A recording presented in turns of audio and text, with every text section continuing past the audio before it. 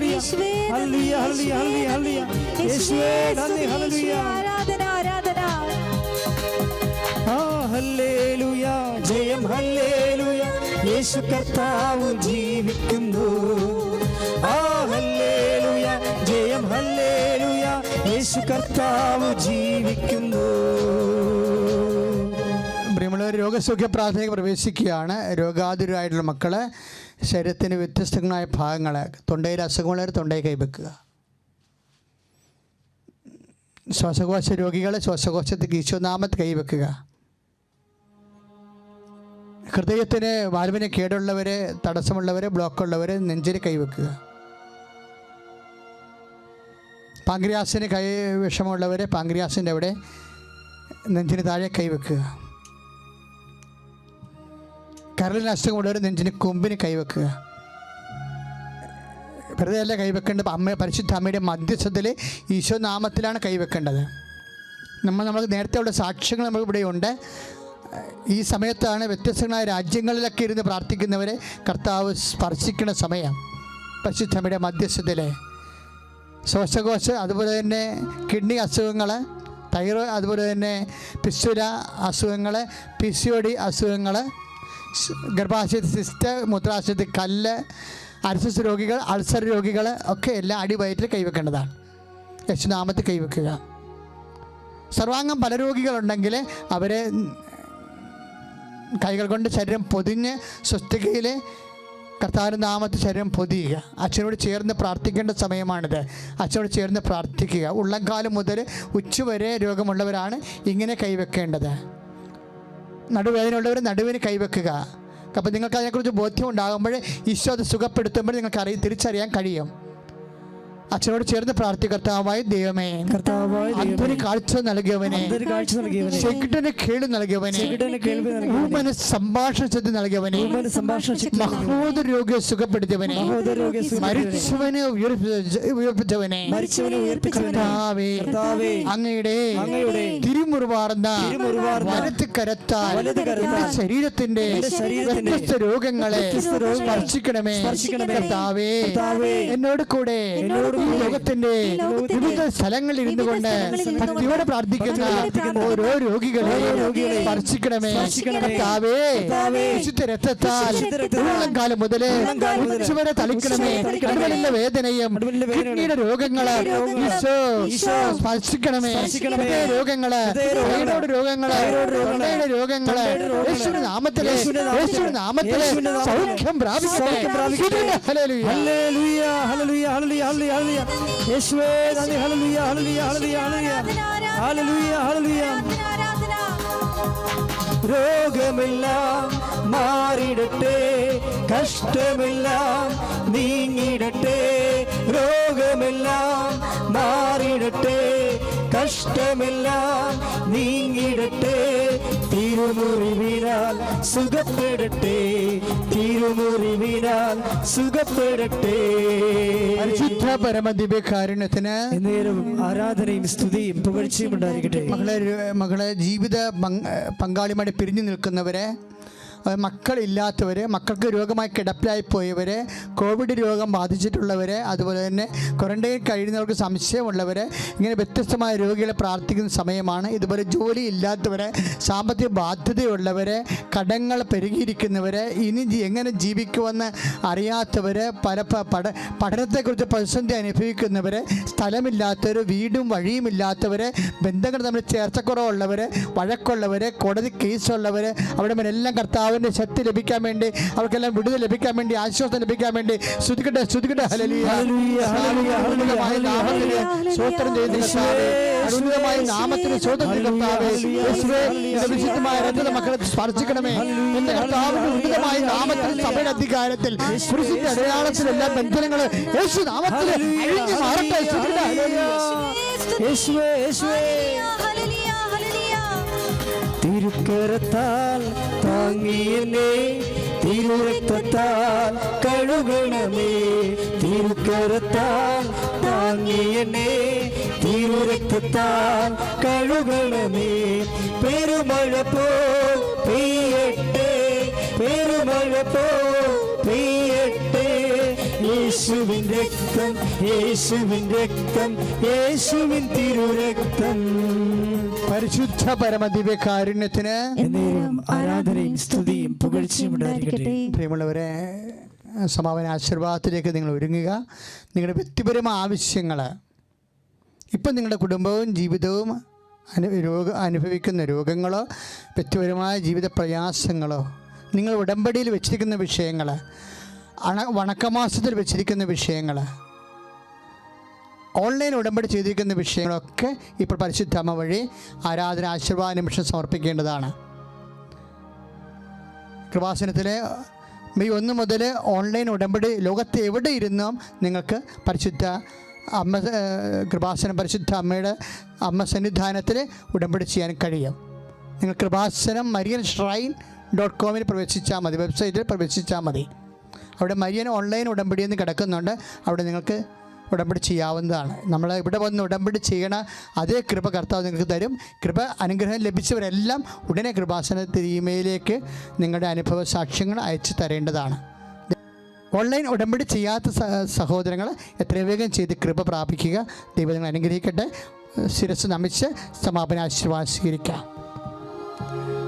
നമ്മുടെ എല്ലാ ജീവിത നിയോഗങ്ങളെയും ദൈവകരങ്ങൾ സമർപ്പിച്ചുകൊണ്ട് 2 കരങ്ങളും ഉയർത്തി സ്തുതിച്ചുകൊണ്ട് യേശുവിന്റെ ആശീർവാദം സ്വീകരിക്കാം. ഹല്ലേലൂയ, ഹല്ലേലൂയ, ഹല്ലേലൂയ. യേശുവേ ആരാധന, ആരാധന, ആരാധന. ഹല്ലേലൂയ, ഹല്ലേലൂയ, ഹല്ലേലൂയ, ഹല്ലേലൂയ. സ്തുതിക്കട്ടെ, സ്തുതിക്കട്ടെ. ഹല്ലേലൂയ, ഹല്ലേലൂയ. യേശുവേ ആരാധന, ആരാധന. യേശുവേ ഹല്ലേലൂയ, ഹല്ലേലൂയ, ആരാധിക്കുന്നു, ഹല്ലേലൂയ, ഹല്ലേലൂയ. യേശുവേ നന്ദി, യേശുവേ നന്ദി, യേശുവേ നന്ദി. യേശുവേ ആരാധന, ആരാധന, ആരാധന. ഹല്ലേലൂയ, ഹല്ലേലൂയ, ഹല്ലേലൂയ, ഹല്ലേലൂയ, ഹല്ലേലൂയ. യേശുവേ നന്ദി, നന്ദി, നന്ദി, നന്ദി. ഹല്ലേലൂയ, ഹല്ലേലൂയ, ഹല്ലേലൂയ. ആരാധന, ആരാധന. യേശുവേ ആരാധന. പരിശുദ്ധ പരമമാ ദിവ്യകാരുണ്യമേ, എന്നുമെന്നും അങ്ങേക്കാരാധന. പരിശുദ്ധ പരമമാ ദിവ്യകാരുണ്യമേ, എന്നുമെന്നും അങ്ങേക്കാരാധന. പരിശുദ്ധ പരമമാ ദിവ്യകാരുണ്യമേ, എന്നുമെന്നും അങ്ങേക്കാരാധന. ആവേ, ആവേ, ആവേ മരിയ. ആവേ, ആവേ, ആവേ മരിയ. ആവേ, ആവേ, ആവേ മരിയ.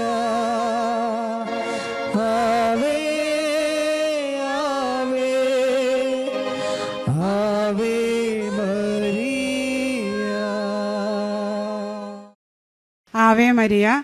ഞാൻ അമ്മ ജീവനോടെ പ്രത്യക്ഷപ്പെട്ട ഈ ആൾത്താരയിൽ എൻ്റെ അപ്പായോടും അമ്മയോടും ഒപ്പം നിന്ന് നന്ദി പറയാനും എനിക്ക് സാക്ഷ്യം പറയാൻ എൻ്റെ അമ്മയും അപ്പായും അനുഗ്രഹിച്ച ഈ ദിവസത്തെ ഓർത്ത് ഞാൻ ഒരുപാട് കോടി നന്ദി എൻ്റെ അപ്പായോടും അമ്മയോടും പറയുന്നു. എൻ്റെ പേര് സുനി. ഞാൻ മാവേലിക്കരയിൽ നിന്നാണ് വരുന്നത്. ഞാനിവിടെ ജൂലൈ 2025 ജൂലൈ 7-ാം തീയതിയാണ് ഞാനിവിടെ വന്ന് ഉടമ്പടി എടുത്തത്. ഉടമ്പടി എടുക്കാനുള്ള കാര്യം എൻ്റെ ഹസ്ബൻഡിൻ്റെ ജോലി ഇല്ലാതെ വീട്ടിലിരിക്കുന്നൊരവസ്ഥയായിരുന്നു. ഞങ്ങളുടെ അടുത്തുള്ള 2-3 ചേച്ചിമാർ മുഖേനയാണ് ഞാൻ ഈ കൃപാസനത്തെ പറ്റിയും അറിയാൻ കഴിഞ്ഞത്. അപ്പോൾ എനിക്ക് കൃപാസനത്തെ പറ്റി അറിയാൻ കഴിഞ്ഞതിലൂടെ എനിക്ക് നഷ്ടപ്പെട്ടു പോയ എൻ്റെ അച്ഛനെ എനിക്ക് കിട്ടിയെന്നുള്ളതാണ് ഞാൻ ഇവിടെ സാക്ഷ്യപ്പെടുന്നത്. കാരണം ഞങ്ങൾക്ക് 2 പേർക്ക് അച്ഛന്മാരില്ല. ഞങ്ങളിപ്പോൾ ഒരപ്പൻ്റെ സ്നേഹവും ഒരമ്മയുടെ സ്നേഹവും ഞങ്ങൾക്ക് അനുഭവപ്പെടാറുണ്ട്. അതോടൊപ്പം എൻ്റെ ഹസ്ബൻഡിന് കൺസ്ട്രക്ഷൻ ഫീൽഡിലായിരുന്നു ജോലി. കൺസേൺ ഫീൽഡിൽ അങ്ങനെ ആ ഫീൽഡിൽ ജോലി ചെയ്തുകൊണ്ടിരുന്നിടയ്ക്ക് ഒരു അപകടത്തിൽ എൻ്റെ ചേട്ടായുടെ കൈവിരൽ ഒടിഞ്ഞതിന് പ്രകാരം ജോലിക്കൊന്നും പോകാൻ, കട്ടിയുള്ള ജോലിയൊന്നും ചെയ്യാൻ പറ്റുന്നില്ലായിരുന്നു. അങ്ങനെ ജോലിക്കൊന്നും പോകാൻ പറ്റാഞ്ഞ് ഞങ്ങൾ ഒരുപാട് വിഷമിച്ച്, ഒരുപാട് എടുത്ത് ജോലിക്കൊക്കെ ഞങ്ങൾ ശ്രമിച്ച് 2-3 കടകളിലൊക്കെ പോയി ജോലിക്കൊക്കെ നിന്നു. പക്ഷേ അവിടെയൊന്നും സ്ഥിരമായിട്ട് നിൽക്കാൻ പറ്റുന്നില്ലായിരുന്നു. പക്ഷേ അവസാനം ഞങ്ങൾ ഇങ്ങനെ ഈ കൃപാസനത്തിനെ പറ്റി അറിയുകയും പിന്നെ അങ്ങനെ പക്ഷെ ഒരുപാടടുത്ത് ഞങ്ങൾ പോയി ശ്രമിച്ചു, പക്ഷേ ഒന്നും കിട്ടിയില്ല. കൃപാസനത്തെ പറ്റി അറിഞ്ഞ് ഞങ്ങൾ ഇവിടെ വന്ന് ഉടമ്പടി എടുത്തതിൻ്റെ ഭാഗമായി അതിൻ്റെ അടുത്ത മാസം തന്നെ എൻ്റെ ഹസ്ബൻഡിന് ജോലി ലഭിച്ച്. എൻ്റെ അമ്മാതാവിൻ്റെയും അപ്പായുടെയും ഗ്രേസിൽ തന്നെയാണ് ആ ജോലി കിട്ടിയതെന്ന് ഞങ്ങൾക്ക് 100% ഞങ്ങൾക്ക് ഉറച്ച വിശ്വാസമുണ്ട്. അതുകൊണ്ട് തന്നെ ഞങ്ങൾ ഇനി ഞങ്ങളുടെ ജീവിത അവസാന കാലം വരെ ഞങ്ങൾ എൻ്റെ അമ്മ മാതാവിൻ്റെ അപ്പായുടെയും ഒപ്പം ഇനി ഈ ഉടമ്പടിയിൽ തന്നെ ജീവിക്കാനാണ് ഞങ്ങളുടെ ആഗ്രഹവും. ഞങ്ങളുടെ ആ ഒരു വിശ്വാസത്തിൽ ജീവിക്കാനാണ് ഞങ്ങൾ ഉറച്ച് തീരുമാനിച്ചിരിക്കുന്നത്, ഞങ്ങൾ കുടുംബത്തോടൊപ്പം. പിന്നെ എൻ്റെ ഈ മോളുടെ ഒരു രണ്ടാമത്തെ രോഗസൗഖ്യത്തെ പറ്റിയാണ് പറയുന്നത്. അത് മോളേക്ക് പനിയായിട്ട് ഞങ്ങൾ മാവേലിക്കര ഹോസ്പിറ്റലിൽ പനിയായിട്ട് കൊണ്ടുചെന്നപ്പോൾ കിടുങ്ങലുണ്ടായിരുന്നു. സാധാരണ പനി വരുന്ന പോലെ ഒരു കിടുങ്ങലല്ലായിരുന്നു.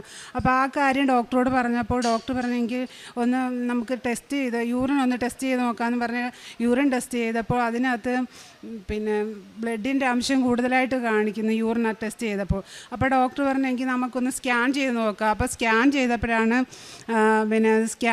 എൻ്റെ കുഞ്ഞിൻ്റെ കിഡ്നിയിൽ 5 കല്ലാണ് കാണുന്നത്.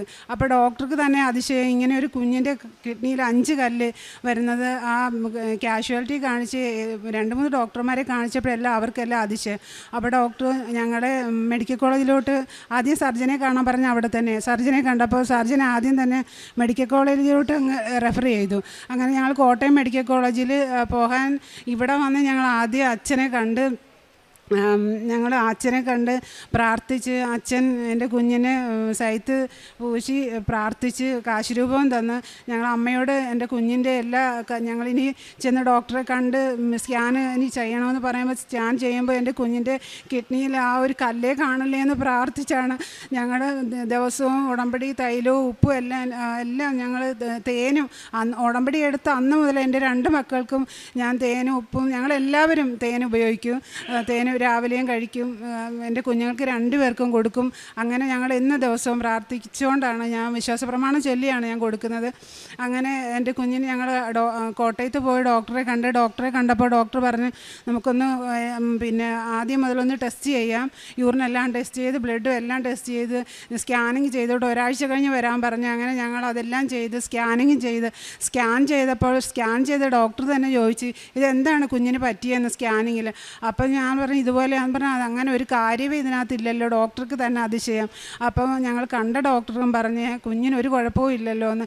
അങ്ങനെ എൻ്റെ അമ്മ മാതാവ് നല്ല ഒരു അനുഗ്രഹം ഞങ്ങളുടെ ജീവിതത്തിലേക്ക് തന്ന്, ഞങ്ങളുടെ രോഗസൗഖ്യം ഞങ്ങളുടെ ജീവിതത്തിലേക്ക് തന്ന് ഞങ്ങളുടെ അമ്മ മാതാവും എൻ്റെ അപ്പായെ പോലെ, സ്വന്തം അപ്പായെ പോലെ കാണുന്ന കാരണം ഞങ്ങൾക്ക് ഒരുപാട്, എൻ്റെ അമ്മ മാതാവ് ഞങ്ങൾക്ക് ഒരുപാട്, എനിക്കറിയാം ഞാൻ ഉടമ്പടിയിലായി ജീവിക്കുന്നതുകൊണ്ട് എനിക്കറിയാം ഞങ്ങൾ ഒരുപാട് കാര്യത്തിൽ ഒരു സാമ്പത്തിക ബുദ്ധിമുട്ടുകളൊന്നും ഞങ്ങൾക്കിപ്പോൾ അങ്ങനെ ആരുടെ മുന്നിൽ ചെന്ന് ഒന്നും ഞങ്ങൾക്ക് കൈനീട്ടാനുള്ള ഒരിട എൻ്റെ മാതാവ് എനിക്ക് തന്നിട്ടില്ല ഇതുവരെ. ഈ ഉടമ്പടിയിൽ ജീവിക്കുന്നിടത്തോളം കാലം എനിക്ക് തരില്ല എന്ന് എനിക്ക് പൂർണ്ണ ബോധ്യമുണ്ട്.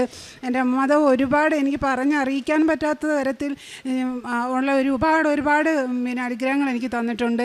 പിന്നെ ഞാൻ പ്രേക്ഷിത പ്രവർത്തനം എന്ന് വെച്ചാൽ ഞാൻ ഇവിടെ ഉടമ്പടി എടുത്ത അന്ന് മുതൽ ആ പത്രം ഞാൻ ഉടമ്പടി എടുത്ത അന്ന് തന്നെ ഞാൻ ആശുപത്രിയിൽ കയറി എല്ലാവർക്കും കൊടുത്ത്, പിന്നെ ഞാൻ എല്ലാ മാസവും ഇവിടെ വന്ന് പത്രം വാങ്ങിച്ച് ഞാൻ എല്ലാ മാവേലിക്കരയിലും ഹരിപ്പാട്ടും എല്ലാ ഹോസ്പിറ്റലുകളിലും പിന്നെ ഞാൻ മേടിക്കുമ്പോൾ വേറെ കൊടുക്കാത്തടത്തൊക്കെ ഞാൻ ഓട്ടോ ചേട്ടന്മാർക്കും അല്ലാത്ത എല്ലാവർക്കും പിന്നെ വീടിനടുത്തുള്ള ഓരോ പ്രാവശ്യം വീടിനടുത്തുള്ള ഞാൻ ജൂലൈ 2025 5-ാം തീയതി ഞാൻ ഉടമ്പടി എടുത്ത് അന്ന് മുതൽ എല്ലാ മാസവും ഞാൻ മുടങ്ങാതെ ഇവിടെ വരും. എൻ്റെ അമ്മയെ കാണുമെന്ന് ആഗ്രഹം തോന്നുമ്പോഴെല്ലാം.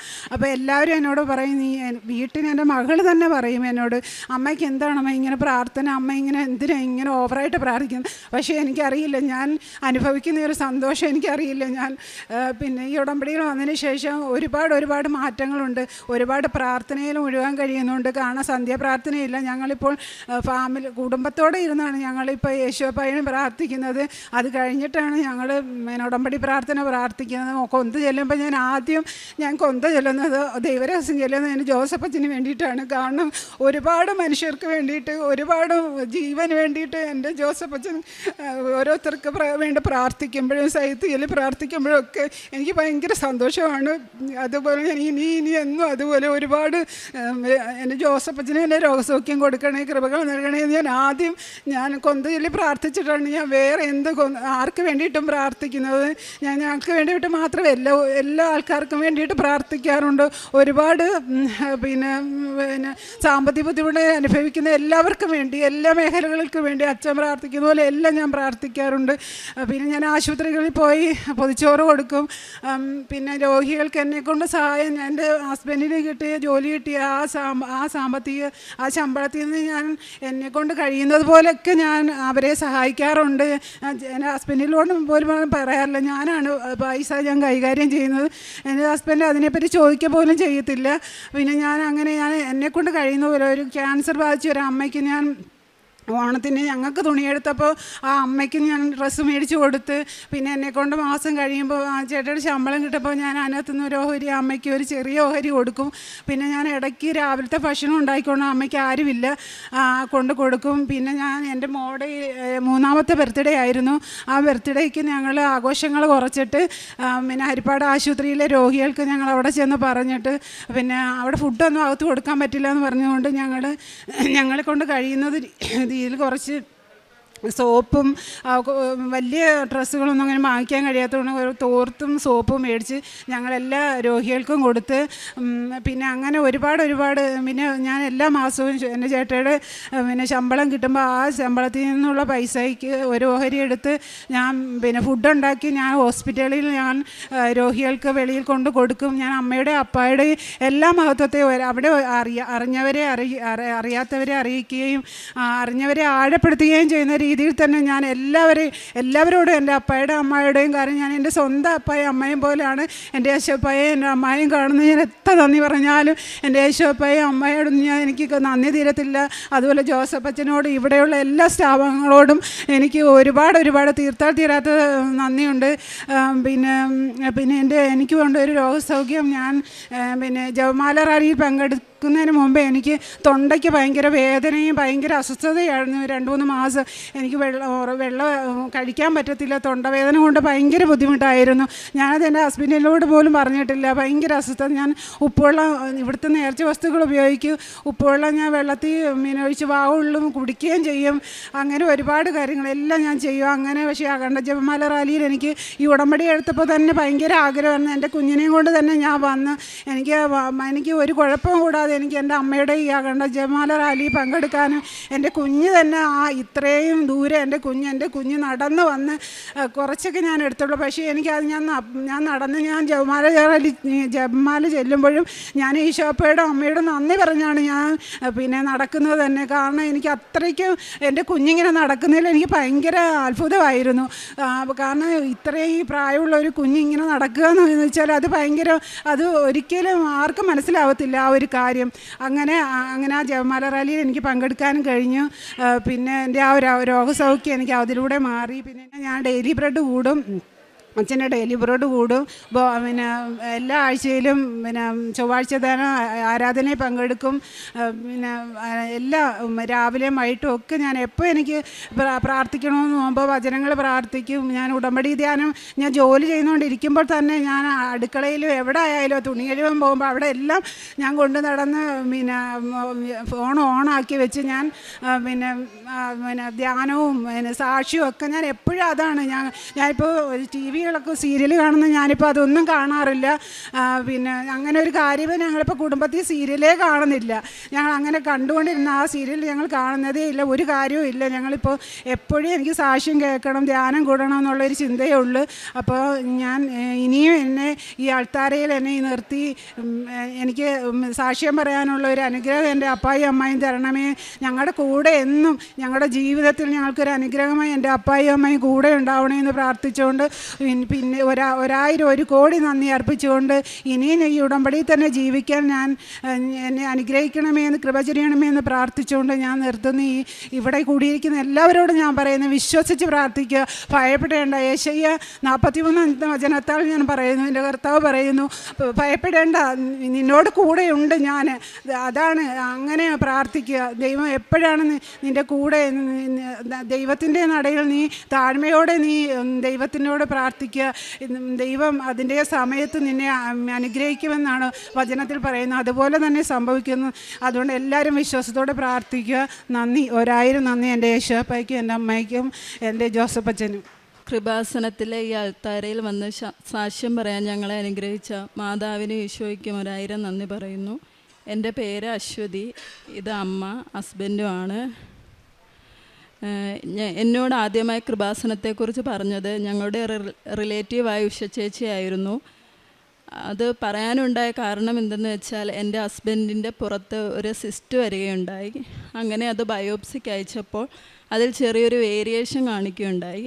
അങ്ങനെ ആ റിപ്പോർട്ട് നമ്മൾ ഡോക്ടറെ കാണിക്കാനായിട്ട് പോകുന്ന ടൈം അമ്മയാണ് എനിക്ക് ഇവിടുത്തെ മാതാവിൻ്റെ ഒരു ഫോട്ടോ തന്നിട്ട് ഹോസ്പിറ്റലിൽ പോയിട്ട് വരുന്നിടം വരെ ഇത് പിടിച്ച് പ്രാർത്ഥിക്കാൻ പറഞ്ഞു. അങ്ങനെ ഞാൻ ഉള്ളു നൊന്ത് കരഞ്ഞ് മാതാവിനോട് ശരിക്ക് പ്രാർത്ഥിക്കുകയുണ്ടായി. റിപ്പോർട്ട് ഡോക്ടർ കണ്ടു കഴിയുമ്പോൾ ഒരു കുഴപ്പവും കാണല്ലേ എന്ന് വേണം പറയാനെന്നാണ് ഞാൻ പ്രാർത്ഥിച്ചത്. ഹോസ്പിറ്റലിൽ പോയി ഡോക്ടറെ കണ്ടു കഴിഞ്ഞ് തിരികെ വന്നപ്പോൾ ഞാൻ എന്താണോ പ്രാർത്ഥിച്ചത് അത് തന്നെയാണ് അമ്മ എന്നോട് വന്ന് പറയുന്നത്. റിപ്പോർട്ടിൽ ഒരു കുഴപ്പമില്ല, അങ്ങനെ വേരിയേഷൻ കാണിക്കേണ്ടതായിട്ടുള്ള ഒരു സംഭവമില്ല, എങ്കിലും നമുക്കൊന്ന് റീടെസ്റ്റിനായിട്ട് അയക്കാമെന്ന് ഡോക്ടർ പറഞ്ഞു.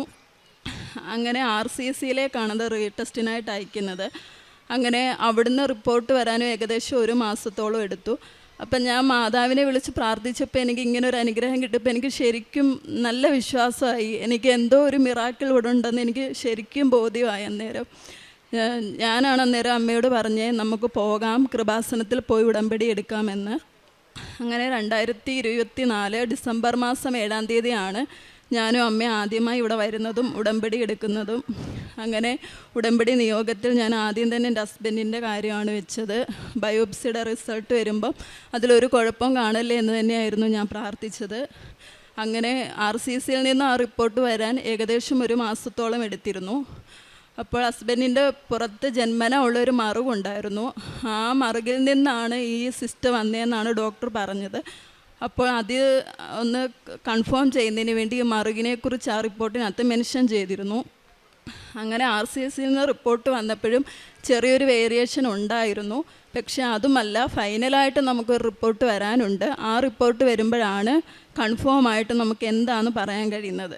ഇങ്ങനെ സാധാരണയായി വേരിയേഷൻ കാണിക്കുക എന്ന് പറയുമ്പം ക്യാൻസർ എന്നുള്ള അസുഖമാണ് എല്ലാത്തിലും പറയപ്പെടുന്നത്. അപ്പം ഞങ്ങൾ ശരിക്കും സങ്കടപ്പെട്ടു, ഒരുപാട് വിഷമിച്ച ദിവസങ്ങളായിരുന്നു. ഏകദേശം ഒരു 6 മാസത്തോളം ഞങ്ങൾ ഒരുപാട് വീട്ടിലൊരു വല്ലാത്ത അവസ്ഥയായിരുന്നു അന്നൊക്കെ. അന്നെല്ലാം ഇവിടെ വന്ന് പ്രാർത്ഥിച്ച് നമ്മൾ ഉടമ്പടി തൈലവും എല്ലാം നല്ല രീതിയിൽ മാതാവിനോട് പ്രാർത്ഥിച്ചിരുന്നു. അങ്ങനെ 6 മാസം കഴിഞ്ഞപ്പോൾ നീണ്ടുപോയി, 6 മാസത്തോളം നീണ്ടുപോയി. ഫൈനൽ റിപ്പോർട്ട് വരാൻ കുറേ താമസിച്ചിരുന്നു. അങ്ങനെ ആ റിപ്പോർട്ട് വന്നപ്പോൾ അതിൽ ഒരു കുഴപ്പവും കാണുന്നില്ല. അതിനകത്ത് ഒരു നെഗറ്റീവായിട്ടുള്ള ഒരു കാര്യം പോലും അതിനകത്ത് കാണിക്കുന്നുണ്ടായിരുന്നില്ല. അത് മാതാവ് ഞങ്ങൾക്ക് തന്ന വലിയൊരു അനുഗ്രഹമായിരുന്നു. എത്ര പറഞ്ഞാലും എങ്ങനെ അത് പറഞ്ഞ് മനസ്സിലാക്കണമെന്ന് എനിക്കറിയത്തില്ല.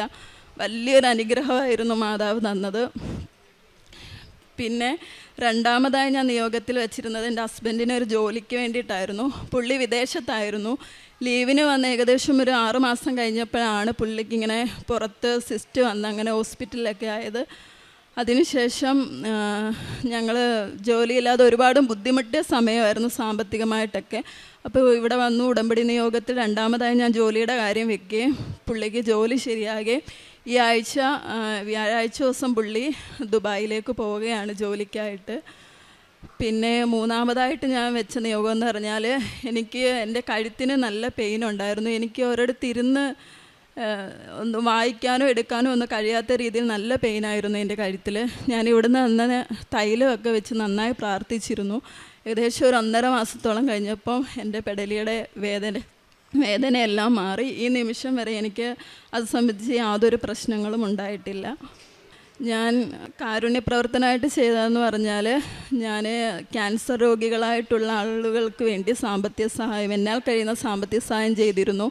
അതിൽ ഹോസ്പിറ്റലിൽ രോഗികളായിട്ടുള്ളവരെ പോയി കാണുകയും അവർക്ക് വേണ്ടുന്ന സാമ്പത്തിക സഹായം നൽകുകയും ചെയ്തിരുന്നു. പിന്നീട് ഒരുപാട് എന്താ പറയുക, ആഹാരം ഇല്ലാത്തവർക്ക് അത് നൽകുകയും എന്നേക്കാൾ കഴിയുന്ന സഹായങ്ങളൊക്കെ ഞാൻ എല്ലാവർക്കും ചെയ്ത് പോകുന്നുണ്ട്. പിന്നെ പ്രേക്ഷിത പ്രവർത്തനമായിട്ട് ഇവിടുന്ന് ഇരുന്ന പത്രം ഞാൻ ഹോസ്പിറ്റലിൽ രോഗികളായിട്ടുള്ള ആളുകൾക്കായിരുന്നു കൊണ്ട് കൊടുത്തിരുന്നത്. പിന്നെ ആത്മീയ ജീവിതത്തിൽ എന്ന് പറഞ്ഞാൽ ഞാനിപ്പോൾ ഡെയിലി പ്രാർത്ഥിക്കാറുണ്ട്. ഹസ്ബൻഡിൻ്റെ ഈ ഒരു ഇൻസിഡൻറ്റ് കഴിഞ്ഞതിന് ശേഷം എനിക്ക് നല്ല വിശ്വാസമാണ്.